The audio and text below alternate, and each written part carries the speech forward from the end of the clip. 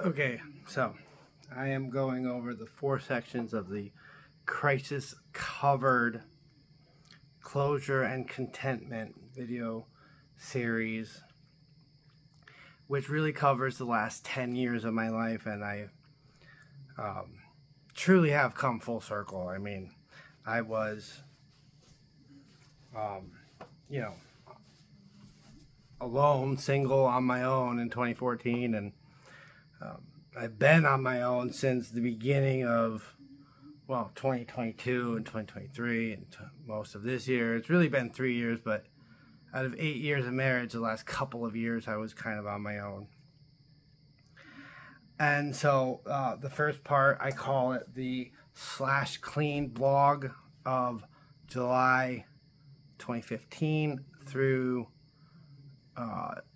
actually it's only through October 2015.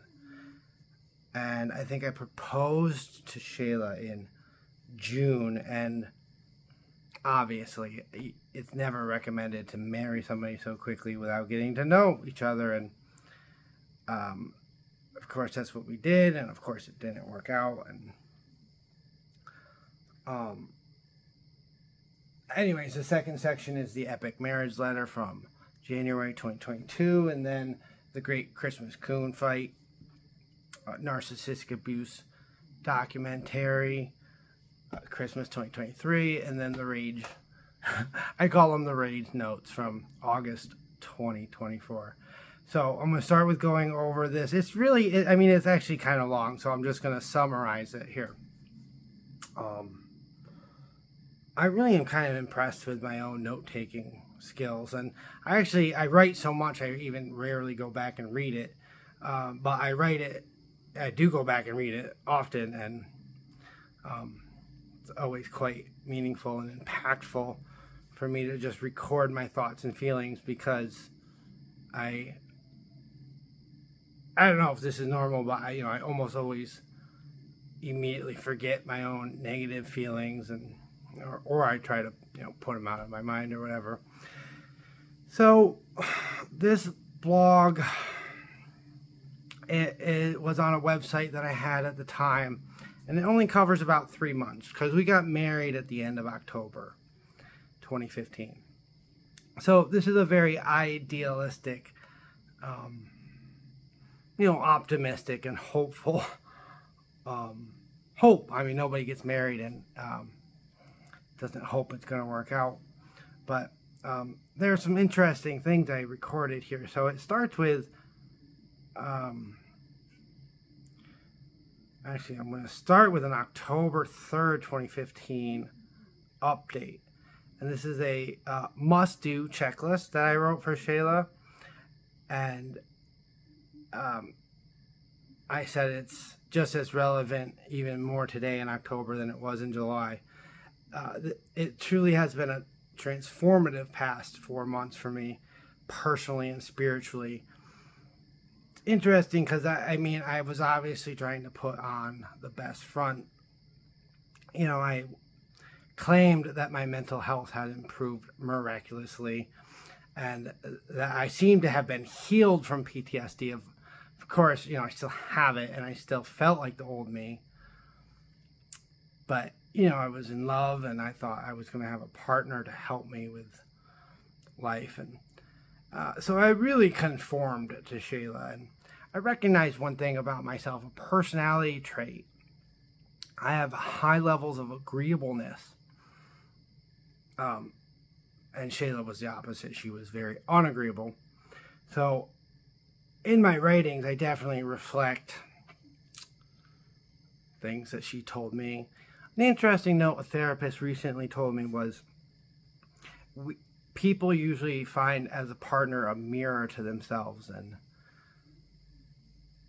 I mean, we both were homeless at the time, and we both wanted to be married, and because of my high agreeableness, I really mirrored her. But she was a long-time believing Christian, and I was very impressed with that. So around this time, I really had my own spiritual awakening, and I really dove into Christianity and going to church and being a good family person. So I write that my faith and love is stronger than ever, and I will do anything to keep us together. I said, I need you. I can't imagine life without you. I absolutely love living with you and the girls. I treasure spending time together. I'm in a constant state of gratitude for God bringing Sheila into my life. I say that she's everything I want and everything I've dreamed, and I'm continually amazed how God brought this together. Wow. Naive at least. I say I'm often breathless about just how good she is. I mean, her good and bads. She left me speechless. I mean, this is a love letter, kind of. So I say, she leaves me speechless. I stumble with my words, and I think at this time she was expressing to me some sort of lack of commitment or presence really, because I've always been pretty messed up. So I write that I'm sorry I've failed to express that. My true feelings better. Just give me time, and you will see my true self and my profound love for God. Wow, I really bought into, well, the ideals of, I guess, Christian theology. I say, when you marry me, I will make you feel more loved than any wife could ever be loved. And I'm going to go back through and do a very thorough review of this, so I'm going to move on. I do interestingly write that, okay, I guess I was very into politics at the time. So I wrote to her that I was, I hadn't decided what to do with my career yet. I was hoping perhaps to be a congressman and change the world. Her and I radically disagreed about politics, which is not a good sign for a marriage. So I say I have surrendered my political ambitions to God. And this is me trying to overcome my own anxiousness and restlessness. Okay, so moving on to the next section. I write that there's 3 top objectives, and I write I love the formality I write with. So objective A, B, and C. The first objective is A, to serve God. This was from July 2015. Going to church and really join the Christian community, get premarital counseling, obey God, thank Him, abstain before marriage. Wow, that didn't work either. Constant prayer together, absolute surrender, strive to be Christ-like, tithe 10%.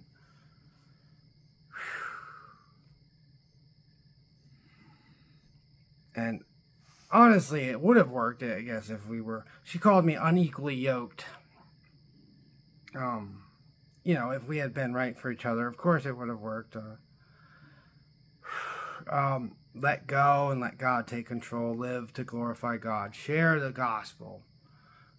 Go to the men's group. Go sign up for the discipleship. Put on the full armor of God. Okay. So that was objective A. The objective B is to serve family. Spend time connecting. Give Mia piano lessons. I was enjoying spending one-on-one with the girls. Get an apartment. Build a family. Have dinner together every night. Refine bedtime for the girls. Read the girls bedtime stories. Teach the girls the truth of God. Spend time with the family. Honest communication. Try less and trust God more. Get the girls' bedrooms set up and establish a routine. Okay. So now the third objective is provide for the family. And it was interesting because it was at this time, as early as July 2015, that her and I had entrepreneurial ambitions. And it was one thing I actually really liked about her was she wanted to be an entrepreneur. And of course, I had a lot of business ideas too, but as agreeable as I am, we go with her idea, and we started the cookie business. And it was at that time I bought hovencookies.com. I set up the Facebook page. We were going to, we were busy. We spent a lot of time together. We went to church twice a week. We went to business accelerator and business development groups. I write about how we're going to draft the business plan. We're going to get our finances in order. I made up a money spreadsheet. We were going to agree upon a budget. That's something that she never really did for me. I offered to get a job and take care of her so she could put all of her time into HOC. We had to save money for the business licenses. We had to take Hot Oven Cookies to the next level. I put in writing my agreement to pay rent and utility bills and the credit card bills. I talk about planning a road trip to go see my family, my sister, and go visit Uncle Felix, and for her and I to go on a date and to be grateful. Tiempo de la Moda, which is Spanish for pillow talk, I think, pillow time together.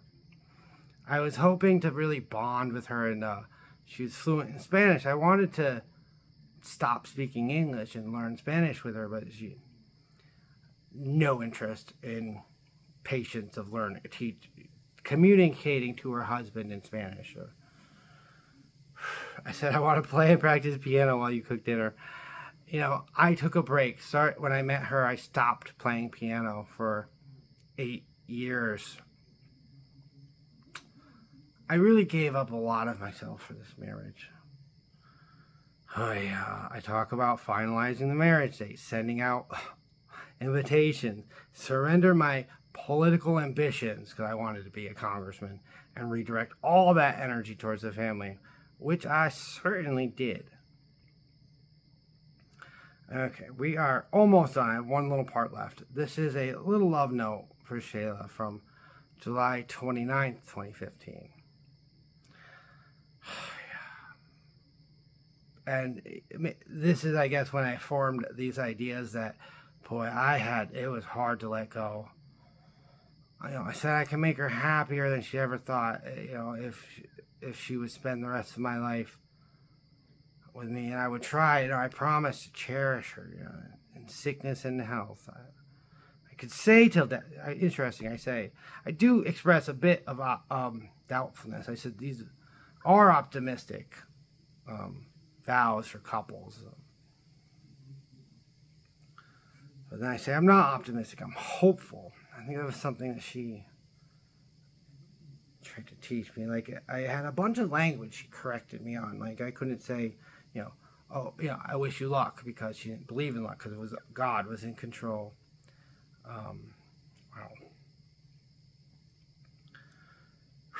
Wow.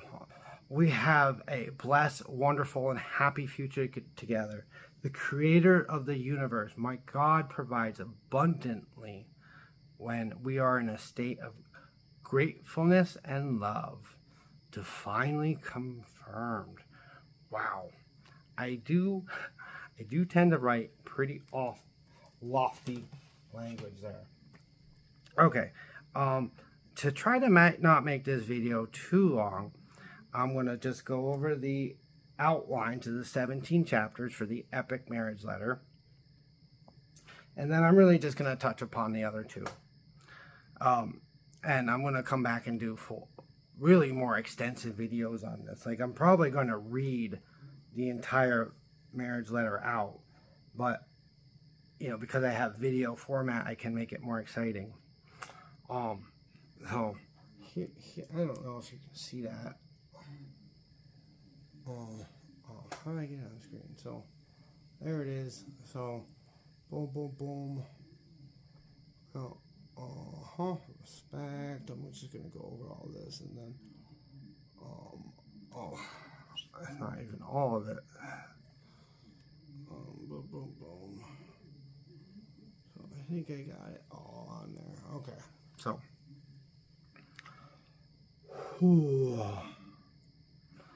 I estimated I spent several hundred hours writing this letter, because I thought that if we could just communicate more clearly, and whatever my issues were, she would work them out with me. And that's not how this letter ended up. She did not receive it well. But I meant very well, and it is an epic letter, which is why I'm going to publish it. I will probably remove personal details. But okay, so chapter 1 is reasons for divorce.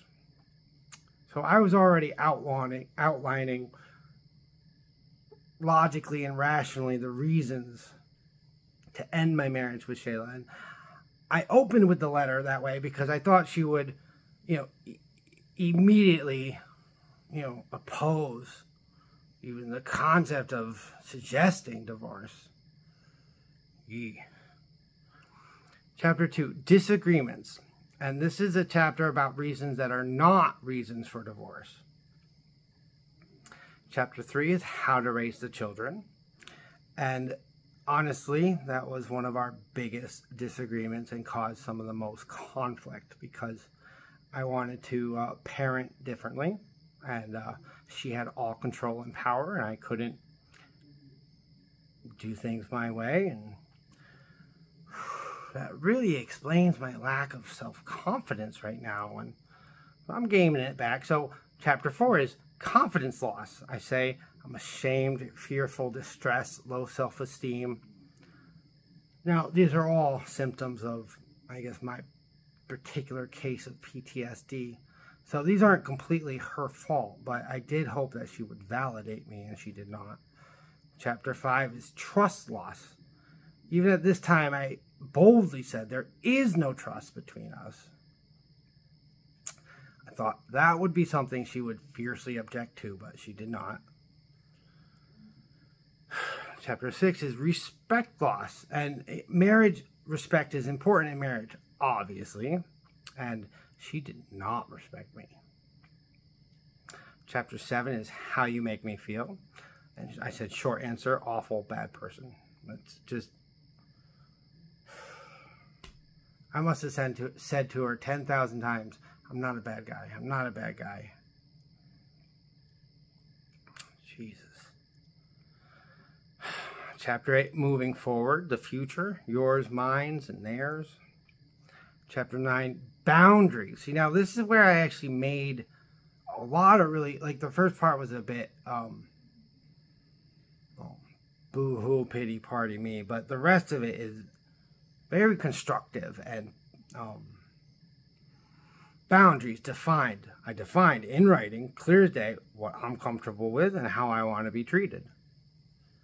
And obviously, I mean, she never sat down and read the letter with me.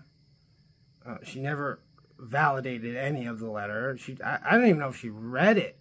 She probably just read it quickly and was just so offended by it. But I'm going to do a full video on each chapter probably. Chapter 10 is I clear as day write what I need and what I want.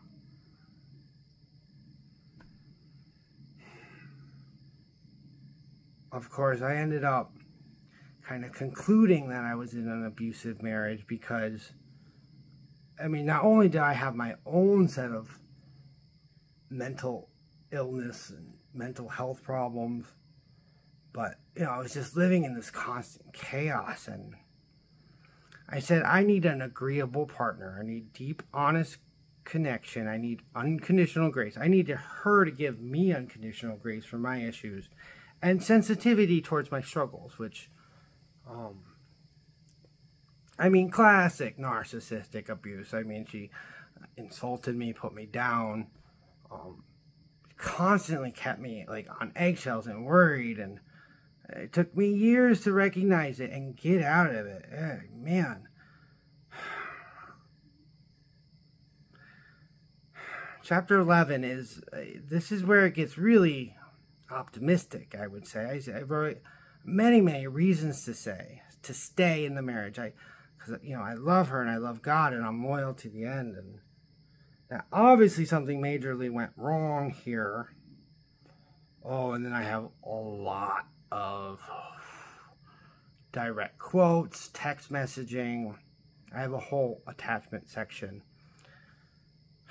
of the text messages. She was brutal. Whew. And, I've kind of put it out of my mind and I can't really recall the depths of some of the insults right now, but I have been extremely diligent with record keeping, so Chapter 12 is hot oven cookies. And this business was our baby. Like, I mean, I took huge risks. And I invested years and years of my life.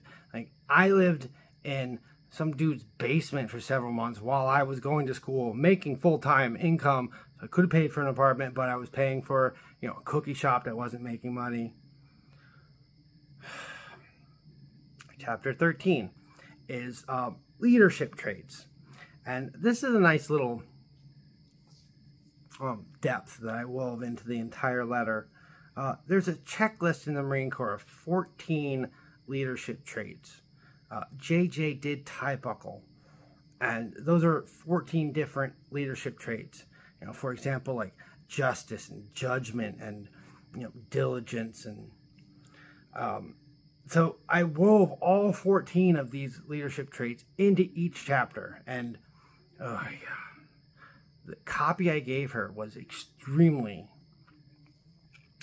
thoughtful. I mean, it was color-coded. It was, you know, all these leadership traits were, like, in the midst of mentioning all this other stuff, I took the time to build myself up a little bit. Chapter 14 is the text message screenshots. Chapter 15 is the family genogram, which, so I'm a trained mental health counselor, and a genogram is when you draw out, like, the relationships between people and their families, and you start to notice patterns. So we'll be going over that. Chapter 16 is updates and notes and other testimonials, emails, and the video evidence. The video evidence I collected for years. Terrified to ever watch it, but I collected it, and I did finally go through it all and use it in the narcissistic abuse documentary. It's really narcissistic abuse awareness. And then chapter 17 is the conclusion. So this video is getting a bit long, so I'm going to just summarize so the 5-hour documentary. I started putting it together and it started getting rather long, so I decided to make it into 10-minute episodes, and I think it ended up being like 25 episodes or something. But it was nice. It was a nice format to work with, because 10 minutes I could put a couple of clips, and then I could put a couple of videos of me making analysis of it, and I took clips from professional psychiatrists and therapists that specialize in narcissistic abuse recovery, and I wove all of that into it. And of course I included my own guitar music for effect, for dramatic effect. Like, the intro song is 9 Inch Nails' Hurt, which was covered by Johnny Cash. Very dramatic song. I got a bunch of other good music in it, like Behind Blue Eyes. No one knows what it's like to feel these feelings like I do. And then finally we have, I playfully call these the rage notes. I'm just going to go over them really briefly here. Now, these are some raw feelings here. And I may have been feeling this way at the moment, but I certainly don't feel this way, like, permanently. I use harsh language like hate. Back in 2014, I was such a naive soul. I forbid the children from even using the word hate, because as Christians, you're not supposed to hate anything. And now I just hate everybody. I hate the whole world. But more importantly, I'm disturbed that I am severely disabled in some unarticulable way, and I'm afraid I might not get better. It's not the end of the world. I have full military disability, and I can just stay home and be a content creator. But I do plan to move forward with my life, so I do need to evaluate this whole situation from start to finish, from 2014, getting married, to the epic marriage letter of trying to work it out, to the documentary, and now to these rather disturbing feelings. Like, I have a purpose. I'm going to summarize here. I have a purpose to serve the greater good, but you know, I'm unwell. If I can't recover, I really can't really serve anybody. I mean, I do feel really good about taking care of my girlies, my stepkids, which they're my kids. I love them. They have given me purpose and meaning. One thing I didn't include was I wrote this really sweet letter to Mia. She wants me to quit smoking, and she wants me to live longer and, you know, be a grandparent for her, God willing, someday.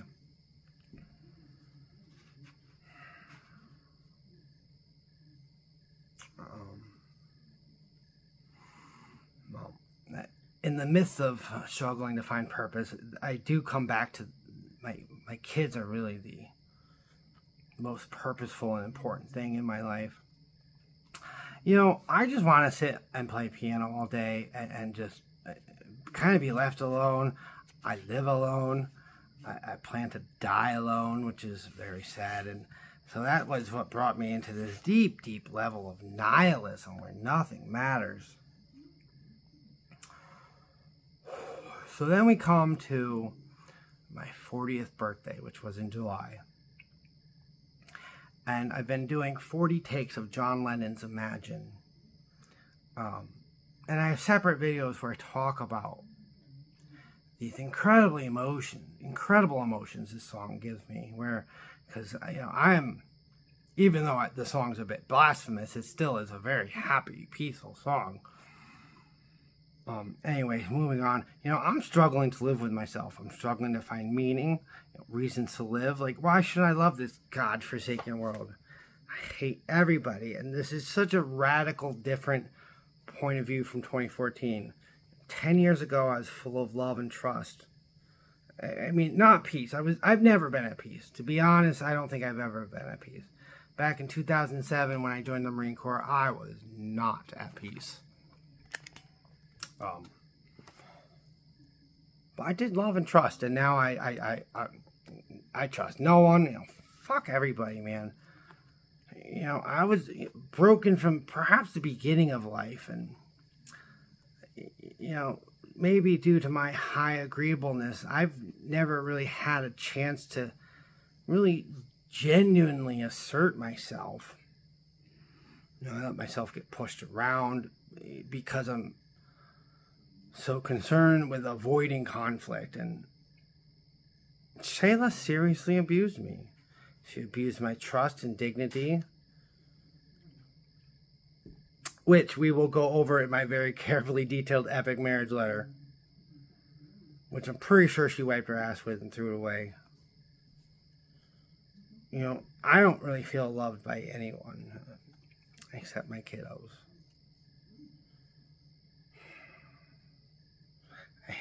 Oh boy, this gets brutal. You know, one question I have about human psyche is, why would God make us so fragile that, you know, a couple of traumatic childhood incidences could really screw someone up for life? And it's sad that if you get screwed up as a child, you never really get a good go at it. Of course, many recover, and a lot recover. You know, there's the unfortunate souls that don't. I hope I'm going to be the one that do recover to some degree. We'll see. But I just hate my family right now, and because they've really abandoned me in this time of need. I'm disabled and I'm divorced, and I have an illness that the only thing to cure it would be like compassion and maybe some company. Well, they don't want to give it to me. I have to find it myself. I lament the potential that God could have used me for. If I had had a good wife, I could have been a congressman. I gave my heart and soul to God and to Shayla, as I expressed in the SlashClean blog from July 2015. You know, if only someone really cared for me, like my wife or my family. And of course, I know as a Christian, you can't rely on anyone. You have to rely on God. But, you know, I needed somebody, and now I'm afraid of how disabled I've come. And it just feels like such a waste. And it dives me back into nihilism. You know, in 2013, I dedicated my piano book to my mom. And I wrote this really sweet note to her in the back, like how I love her so much, and I owe her everything, and like, thank you for being there for me. And I do not feel that way anymore. I'm full of resentment and anger even. I'm afraid I've lost the capacity to really ever feel vulnerable with anybody ever again. And it just makes me say, fuck everybody. Like, I've been rage journaling for a while now. Last month, I wrote this very long grievance letter to my family, which no one will ever read. And to be fair, I write so much, many people won't ever read what I write, and not many people care. I'm almost done here. This leads me to conclude that, you know, it's up to me if I want to live longer. No one can make me want to. No one can make me care about my health. I do feel like by smoking and drinking, I'm committing slow suicide. And, you know, no one really cares about my family. And when I say no one, I'm talking about my family. And, of course, I don't know anybody else. So it's just fuck everybody. Fuck everybody. You know, I'll die alone. So unbelievably angry. I'm really proud of this new video series I'm making. I call it Maps That Speak, exploring the wonderful art of cartography in visual storytelling of our world. And it's actually a project I started back in 2012. I wrote a web page for it, and I compiled all these maps, and I was going to tell this story, and now I have the format of videos. And one of the songs I'm using is by Dan Romer. It's part of the official soundtrack from Far Cry 5, Hope County. The name of the song is Now That This Old World Is Ending. It's a great song. It's just this chilling instrumental with this smooth violin. And of course, my Imagine song. Like, I'm just, you know, I'm so delighted to be playing it. And I used one of those songs in the map videos. I also made this other really cool 200 years of the American history in one 45-second animation. Ooh, brilliant. Anyways, fuck everybody. I hate everybody. And that's where I'm at.